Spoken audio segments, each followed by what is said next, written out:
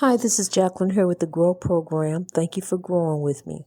There are times, have you ever had a time when you were driving and you lost and you can't find your way and you don't want to stop and ask nobody. You just want to keep on and trying to see if you can make it through on your own. And then, you're just seeing that you get more and more lost. And you say, Lord, help me. And at that moment, there go the breakthrough. There come the breakthrough. Because see, at that moment, you let go and let God, and God guided you out of that situation. Guided you out. And then you look back and say, Lord, how did I get through that? These storms that we go through, when we call ourselves trying to fix it, trying to work it out ourselves. Now, I understand what you're saying when you say faith without works is dead. That's true, but at the same time, you have to look at your heart before you make a move. The heart is the design for your action. So make sure that your heart is in the right place before you call yourself going off doing things, because we will be judged by the heart. It don't matter what your denomination is. Denomination don't matter. It don't matter what they believe, because we all got a heart, and we all have to give an account to how we do one another on this earth, because we are God's servant. We are here to lift one another up and help one another, not to be a stumbling block to one another, not to hurt one another. How we have become and how we have gotten in relationships, how we have gotten to be so vindictive, meeting up with people and looking out to see what they got to offer. Let me see what kind of car you driving, this, that, and that. What does that have to do with you getting to know this person? So are you trying to get to know them for their bank account, or are you trying to get to know them for their heart? Are you trying to get to know them just because you see a pretty face, or are you trying to see if there's a brain behind that face? We are here, we are kings and queens. We are royalty, and we are to act like it. We are to walk in it. We are to act like it, and we are to forgive one another and forgive ourselves. That's the hardest part. Sometimes is to forgive ourselves. But once we do all of that, then we begin to ascend into greatness, because we begin to, all that old stuff begin to slide off of us, just like the great mountains, all that old stuff begin to slide off. And I want to do a little shout outs, when I can remember. I tell you, I'm moved by the Spirit, and I have to go with the way the Spirit go. But I do want to give some shout outs to different places. I see you, California love, and Brazil. Every day I want to try to remember to give a couple of shout outs. I do that on Facebook also. And I want you to know that what I am telling you is my life in real time. I'm telling you how to overcome the battle. I'm telling you because I love you. I'm telling you because I want to see us rise. I want to see us reach our greatness as a people, because we are better than what we have been labeled as. We are better than what they have called us. We are better than how they treat us. We are not animals. We are next to God. And we need to begin to act like it. We need to begin to grow. We need to begin to reach our greatness, because we are all legends. And legends aren't famous. Remember, you're a rose growing in God's garden. You're just as unique and beautiful. Just like a rose. A lot of different roses, a lot of different colors, but they all roses growing in God's garden, and that's what we are. And we are to treat one another like a delicate rose, lifting one another up, being there for one another, because that's love, and that's what God commands. Because when we don't do that, then we hinder our own greatness. And then once you begin to hinder your own greatness, you don't rise. And when you don't rise, you go to judgment. Your heart turns cold and your soul becomes hollow. It becomes empty because you have allowed the warfare to take over you. But you have to rise from the oppression. You have to rise from the dust. You are not what they say you are. You are not what they have labeled you as. You know, they may call you a felon, but that don't mean nothing. You are greater than that. You ain't the only felon. I'm one too, and I'm growing.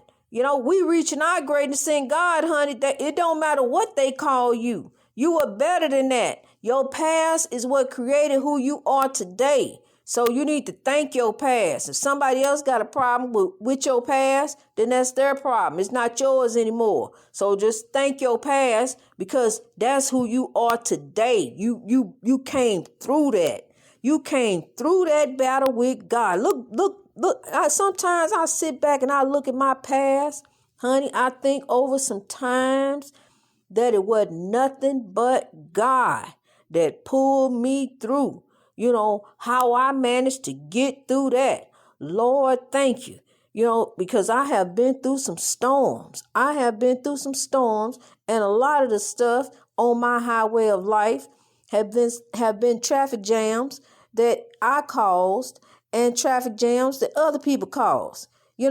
But God cleared up the debris and pulled me on through. So I was able to proceed on my highway of life, learning the lessons along the way and learning to reach my greatness. And then learning that, and then here to help you to overcome and reach your greatness, because the oppression is trauma. It is. Coming out of this marriage and out of this haunted house, I feel like my soul was raked over a cheese grater. It is raw. That's how I feel. But through God, that's what pulled me through. Through God, from a man who told me that I only married you because I wanted my credit raised up, and I wanted a cause, and I used you to do this and that, and I'm on to my next one. That really truly hurts. Especially after you done put your whole all into it. But God pulled me through it, honey. It wasn't nothing but God, because it's still unbelievable that I went through it. It's unbelievable that I went through a marriage for 3 years, constant arguing about things that he would make up so he could go and cheat. He would pick an argument about anything. That's what they do. It's a spiritual warfare. They'll pick an argument about why you go through my phone. Get mad at you because you caught them cheating. And make it seem like you crazy, because I second guessed myself a couple of times, honey. I walked around there to that mental hospital and stood there and looked at the hospital and thinking that I need to go in there and check myself in there. Am I crazy? But it wasn't me. And I'm telling you that, and the haunted house, dealing with the demons in the haunted house, and scared of that and dealing with him. I'm telling you, I was going through a very difficult storm, and God pulled me through it. It wasn't nothing but God. And I thank the Lord. And I give God the praise for the GROW program, because I had to grow. I had to change the way I was thinking. I couldn't keep fighting with him, and because God had to show me that it wasn't me after all, because I started throwing love. I stopped fighting. I started being quiet. Whatever he said, I just been quiet. I didn't say anything, and then the Lord showed me. He started, when I didn't do anything, then he started reaching to you used to do, and then there he went. So I'm just saying, you need to identify these type of people, this controlling behavior. It's not cute. All these constant phone calls all the time, that stuff is not cute. It's control. And then when the people can't control you, they want to destroy you. They want, that's why you need to be careful and keep your secrets between you and God. Stop telling folks your business, because people will destroy you. They'll take that and use that and honey, and there you go. Because you confided something in someone and trust God. In God we trust. They even say that on the money. In God we trust. That's who we trust. And trust you, because you ain't gonna let you down. You don't count on you for a change. You don't begin to look out for you. What is your happiness? What is your God-given purpose? What makes you happy? What do you want to do? Look at your, because you're not here to be manservant. You're not here for that. You're not here to run up behind the pastor and this, that, and the other. You're not here for all that church foolishness.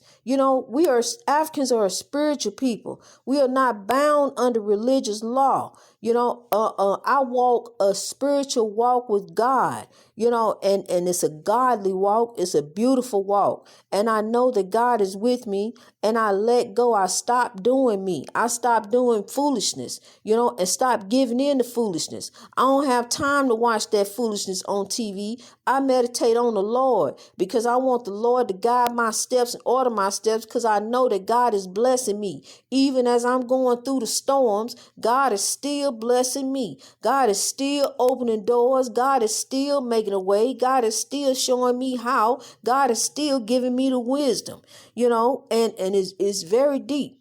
African spirituality is very, very deep, and the wisdom I get, it comes from the ancestors, the beloved ancestors.